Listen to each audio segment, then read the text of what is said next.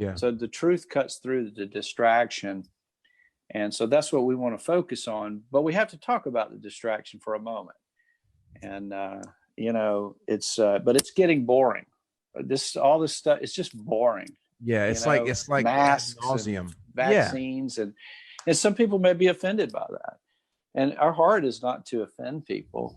Our heart is just let's get to the bottom of it.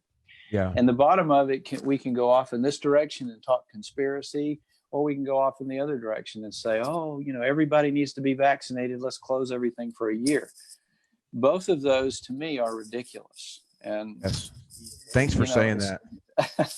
Well, no, it's serious. We have to say it. Thank you for saying it. We polarize everything in our life, and we have to be an awakened people to the voice of God instead of just bouncing and pinballing back and forth on the voice of the world. To conspiracy on one end, and I love what you said there, or like social. I saw some junk of social distancing until 2020. Or 2022. Are you serious? Like, get over yourselves, media. Like, I seriously, but like you said, just blur that and come back to truth.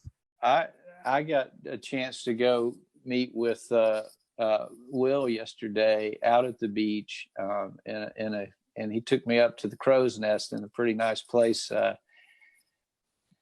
I'm telling you, man, it was all I could do not to give the guy a hug. It hurt my heart. And then his wife and little kiddo came up, and they're both so sweet. And man, I just wanted to give them hugs and high fives. And it tore me up inside not to be able to do that. I love to touch. I love, his little boy is so cute. And I just wanted to grab him. And, I get emotional about it because like these people are family. So it was so weird. So I think this is the kind of stuff the enemy uses to distract. So we can know immediately when something feels off like that. Like they weren't saying, don't touch me. They were just like, they probably would have been fine with it. Yeah.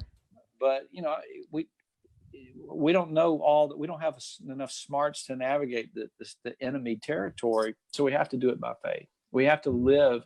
But the first step of that is to say, wait a second, this is not from God. Yeah.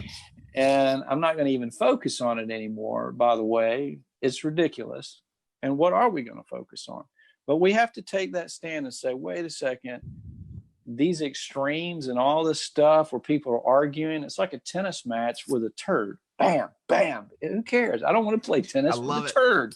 I love it. Well, it's so good. What you're saying is resonating so much with the other day. The Lord kept speaking to me about conditioning.